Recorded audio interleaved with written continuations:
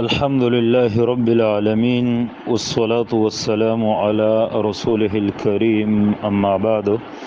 محترم رور پوښتنه کړي چې د عمرې شرعي او مسنونه طریقه څه ده چې وسړی عمرې لذي ک نارینه ک زنانه نو دې په څه طریقه باندې دغه عمره ادا کوي. نو د عمرې شرعي او مسنون طریقه دا بزو تاسو ته په یو څو کلیپونو کې ان شاء الله ذکر کوم چې ډیر وګدم نشي دا کلیپ او ملګری بیا په اسانتیا باندې هم واوري او یقینا چې دا یو اهمه خبره ده او ټول مؤمنانو مسلمانانو نارینه او زنانو ته دې ضرورت ده. نو دا خبره یاد وساتئ په عمره کې ټول سلور کارونه کولی، سلور ارکان دي.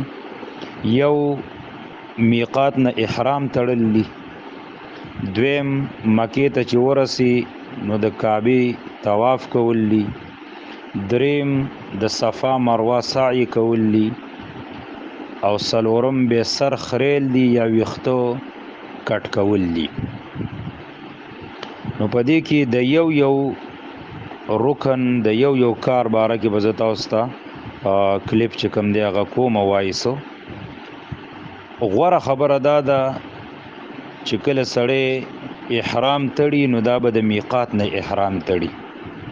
نو زمونږ استادو د پاکستان نه چې څوک زی د عمرې د پاره یا د انډیا نه زی یا د افغانستان نه زی یا د چین نه زی یا د امن نه زی یمن نه، نو زمونږ استادو میقات چې کوم دی حدیث کې هغه ته یلملم ویلې شوی دی، دا د جدینا په لږه فاصله باندې راځي.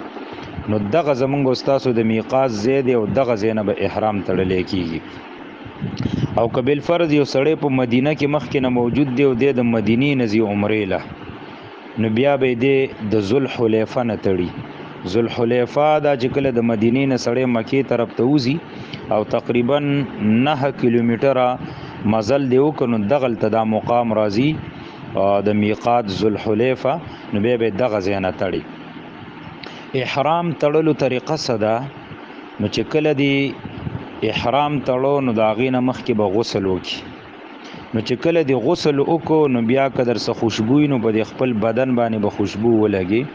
وګوره یاد ساته د احرام چې کمی 2 صادری دي کمی کپړې دي پاغي باندې به خوشبو نه لګي. د احرام دا چولو نه مخکې په خپل بدن باندې خوشبو لګولې چې احرام دی واچو به هیڅ قسم خوشبو او غیره چې کم دی دانش استعمالولې.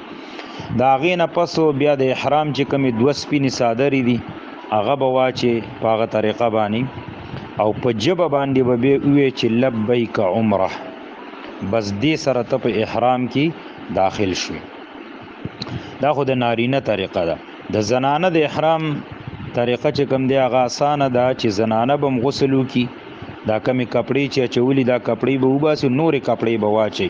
لازم نه ده چې سپینې کپړې دی واچي، نور قسم کپړه وغیره هم چولې شي، خو صرف دومره ده چې زنانه چې په حالت د احرام کې شي نو لاسونو ته به دستانیم نه چي او نقاب والا برقه بنا چې کم چې نقاب والا چې ټول مخې پټ کړي صرف 2 سترګې به ښکاری، نه لاسونه او مخ به د زنانه ښکاری او نور برقه به چولې بدن به پټي او غټ صادر دی په ځان باندې په سر باندې راواچي.